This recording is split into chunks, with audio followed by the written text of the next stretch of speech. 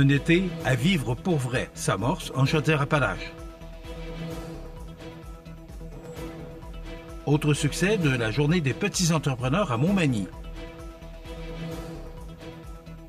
Immigration, les chambres de commerce dénoncent un frein à l'économie québécoise.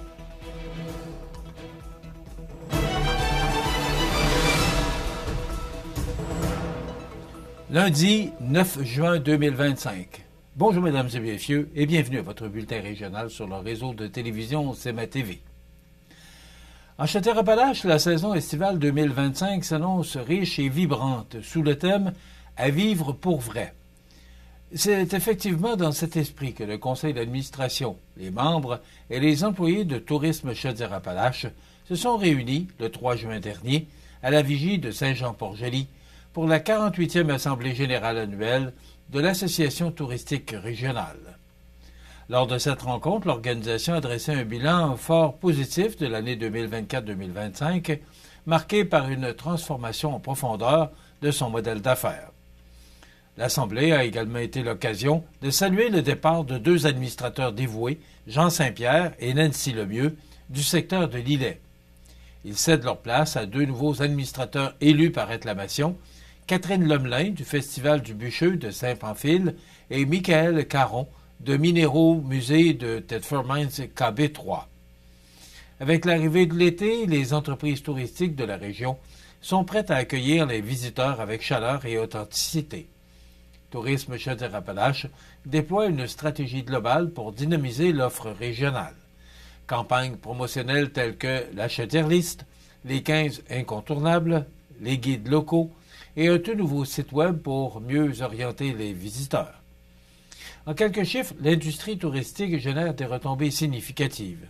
569 millions de dollars en dépenses touristiques et plus de 15 000 emplois directs et indirects dans la région. Rappelons que Tourisme Chaudière-Appalaches, organisme privé à but non lucratif, représente plus de 530 entreprises et organismes membres. Reconnu par les gouvernements provinciaux et fédéral, l'organisme est maître d'œuvre de la promotion, de l'accueil et du développement touristique en Chaudière-Appalaches. Le grand rendez-vous entrepreneurial des jeunes Québécois était de retour pour les enfants et adolescents de 5 à 17 ans dans le cadre de la 12e édition de la Grande Journée des petits entrepreneurs, samedi dernier, le 7 juin, dans les locaux de la Caisse Desjardins de la MRC de Montmagny. Cet événement permettait de réunir des milliers de jeunes créatifs et déterminés, prêts à donner vie à leur mini-entreprise aux quatre coins du Québec. La Caisse de la MRC de Montmagny accueillait à cette occasion plusieurs petits entrepreneurs de la région désireux de vendre leurs produits à la population. Mario Lacombe était sur place et voici son reportage. Samedi, à la Caisse Desjardins de Montmagny se déroulait la Grande Journée des petits entrepreneurs, qui est un événement national qui se tient annuellement au Québec et qui est organisé par l'organisme La Grande Journée des petits entrepreneurs en collaboration avec Desjardins. Elle vise à stimuler l'esprit d'entreprise chez les jeunes en leur offrant l'occasion de créer et de présenter leurs propres entreprises d'un jour, qu'il s'agisse de produits ou de services. Pascal Paradis, directrice des communications aux Caisses Desjardins, MRC Lillet et Montmagny. En fait, c'est de prendre des gens comme Jasmine, puis de les inviter à s'impliquer, à voir. En fait, on les invite à tester, à aller voir c'est quoi leur fibre entrepreneuriale. Puis nous, on veut soutenir ce mouvement-là parce que c'est notre relève de demain. Fait que l'idée, dans le fond, c'est ici, ce qu'on offre, c'est un cadre là, qui est sécuritaire, qui permet de réunir d'autres jeunes pour qu'ils viennent présenter à la population le fruit de leurs travaux. Nous avons demandé à Jasmine, une petite entrepreneure, qu'est-ce qu'elle a l'intention de faire avec les profits récoltés aujourd'hui? Moi, avec mon argent, c'est pour acheter des souvenirs à Cuba quand on va faire un voyage l'année prochaine. De plus, une telle journée apporte aux jeunes entrepreneurs présents des connaissances plus pointues concernant le monde des affaires. Pascal Paradis. Puis ça permet de créer des interactions, puis de se pousser comme jeunes à leur capacité à présenter ce qu'ils ont à vendre, parce qu'il faut le rendre quand même attrayant. Fait qu'il y a tout l'aspect de créer des choses, mais il y a l'aspect de la mise en vente, je dirais. Fait que ça, c'est une chose. Puis il y a ce qu'est en train de faire Jasmine en ce moment. Il y a tout aussi l'idée là, d'avoir le désir de parler aux médias, d'aller plus loin, puis de s'investir là-dedans, puis d'aller tester cela. Fait que c'est toutes sortes de relations différentes qui viennent chercher ici aujourd'hui. L'idée de se vendre, l'idée aussi de voir qu'est-ce que je fais avec mon argent, est-ce que j'épargne, est-ce que j'achète des souvenirs, qu'est-ce que je fais avec ça.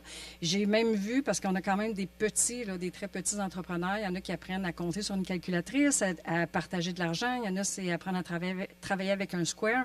Fait que les apprentissages sont de toutes sortes, puis je te dirais, on est d'année en année, là, ça fait la 4e année, puis il y a des gens que je vois depuis les tout débuts, puis les apprentissages sont là. L'aisance à parler avec le public, l'aisance à se présenter, l'aisance à avoir une posture d'entrepreneur, c'est présent. Une telle journée réalisée grâce à la participation de plusieurs partenaires, dont Desjardins, et les suites de ces journées ont souvent de belles retombées positives pour les jeunes qui y participent. Rappelons en terminant que cette initiative est à l'échelle nationale, qu'elle s'adresse aux jeunes de 7 à 17 ans et qu'elle vise à encourager la créativité, le sens des responsabilités, l'autonomie et la confiance en soi chez les jeunes. Mario Lacombe à la Caisse Desjardins de Montmagny pour CEMA TV, Information. Immigration, les chambres de commerce dénoncent un frein à l'économie québécoise. Tous les détails après la pause. C'est à travers le respect et le besoin de faire plus pour les familles en deuil et l'expérience qui s'est transmise de père en fils que la Maison funéraire Laurent Normand a su au fil du temps se bâtir une réputation de confiance. La Maison funéraire Laurent Normand à Montmagny. Laissez-nous vous accompagner. Le restaurant Pizzeria Porto Bellissimo, un incontournable à Saint-Jean-Port-Joli. Pizza débordante de garnitures, menus variés et abordables. Délicieux desserts avec des produits de grande qualité des gâteries de l'Ami. Porto Bellissimo et les gâteries de l'Ami, route de l'église à Saint-Jean-Port-Joli. Transport A&C Bourgault, une entreprise familiale de transport à Sainte-Félicité, recherche camionneurs de véhicules lourds, longue distance, temps plein. Camion attitré, boni selon l'ancienneté, paye hebdomadaire, 359-3284 ou sur notre page Facebook. Vous regardez CEMA TV, le réseau de l'information sur la Côte-du-Sud. La Fédération des chambres de commerce du Québec et la Chambre de commerce et d'industrie de la MRC de Montmagny tirent la sonnette d'alarme. Elle dénonce vigoureusement la volonté du gouvernement de réduire les seuils d'immigration permanente et temporaire, comme le prévoit le cahier de consultation dévoilé récemment. Dans un contexte où le manque de main-d'œuvre est criant, cette décision serait, selon elle, un recul majeur pour l'économie du Québec et des régions. Selon un récent sondage mené par la Fédération à l'hiver 2025, 63% des répondants jugent nécessaire de maintenir ou même d'augmenter les niveaux d'immigration afin de soutenir la croissance économique. D'ailleurs, l'Institut du Québec recommande d'accueillir 90 000 immigrants permanents initialement, puis de maintenir un rythme annuel de 60 000 arrivées pour répondre adéquatement aux besoins en productivité et en développement régional. La présidente directrice générale de la Fédération des chambres de commerce, Véronique Proulx, n'a pas mâché ses mots. Les orientations proposées par le gouvernement mettent dangereusement en péril notre vitalité économique. La rareté de main-d'œuvre est l'enjeu numéro 1 des PME à travers le Québec. Depuis des mois, elles réclament de pouvoir retenir et recruter les talents dont elles ont besoin. Dans le contexte de la guerre commerciale et de la transformation de notre économie, le gouvernement doit donner les leviers nécessaires à nos entreprises, notamment par l'immigration. Même son de cloche du côté de la Chambre de commerce et d'industrie de la MRC de Montmagny. Son président, Jean-François Ritt, affirme que réduire les seuils d'immigration, c'est couper nos entreprises des ressources humaines essentielles à leur survie et à leur croissance. Dans la MRC de Montmagny, comme ailleurs, le manque de main-d'œuvre freine l'innovation, les investissements et la compétitivité. Il faut, au contraire, faciliter l'intégration durable des travailleurs immigrants pour assurer l'avenir économique de nos régions. Les chambres de commerce reconnaissent que le gouvernement souhaite maintenir les travailleurs étrangers temporaires dans la majorité des régions. Mais elles réitèrent leur demande d'un moratoire complet sur les restrictions imposées à l'automne 2024. D'ailleurs, selon les données de la Fédération, 64% des entreprises interrogées affirment qu'elles perdraient des contrats, devraient réduire leur production ou même fermer un quart de travail si leurs travailleurs étrangers temporaires actuels ne pouvaient être maintenus. Autre source de préoccupation, le gel du programme de l'expérience québécoise, le PEQ, et qui permet aux travailleurs et étudiants ayant séjourné au Québec d'obtenir leur résidence permanente.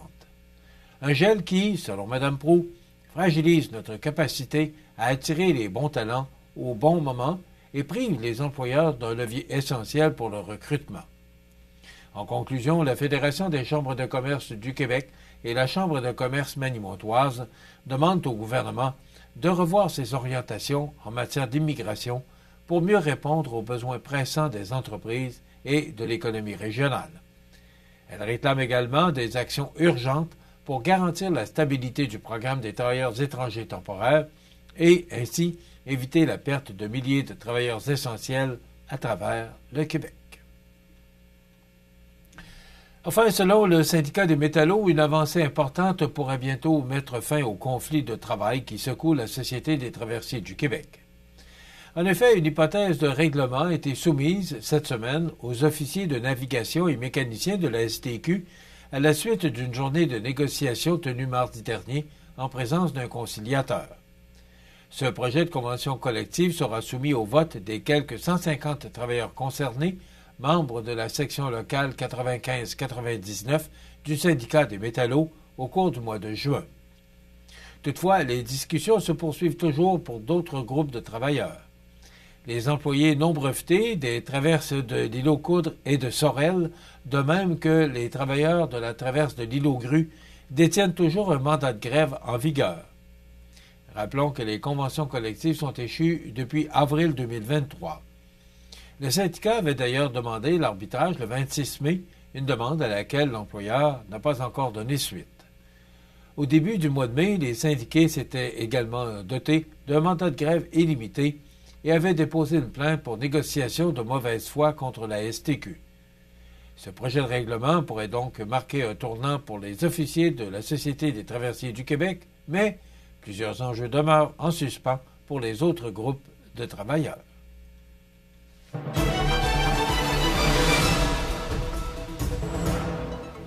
Au sport, défaite du Pro Le Mieux Pro Mutuel 8-3, 9e manche vendredi soir face aux Rames de Sainte-Marie.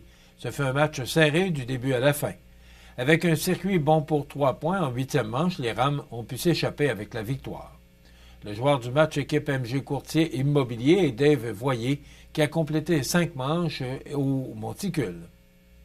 Dimanche soir, Montmagny a mené jusqu'en 6e manche, mais avec une avance de 6-2, le CRSA sort des bâtons et le lanceur du match avec une poussée de 4 points pour égaliser la marque.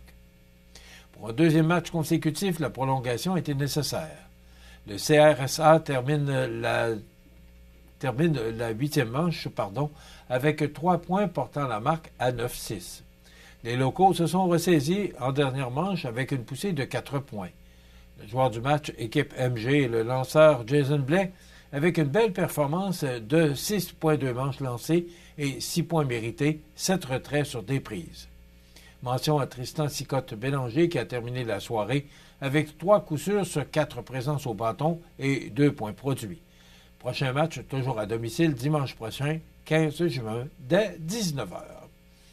Voilà ce qui complète votre bulletin d'actualité pour aujourd'hui, lundi 9 juin. Dans un moment, les prévisions de la météo. Au programme de notre émission de ce 9 juin, dans un moment, on recevra Nicole Robert, directrice générale de la Chambre de commerce de Montmagny. On retrouvera Audrey Saint-Pierre et ses trouvailles, qui se retrouvera chez Uniprix, et Jean Saint-Pierre, qui viendra nous parler du défi natation de Berthier-sur-Mer. Et bien sûr, s'il nous reste un peu de temps, on commentera l'actualité. Je vous souhaite donc une excellente émission estivale à notre antenne.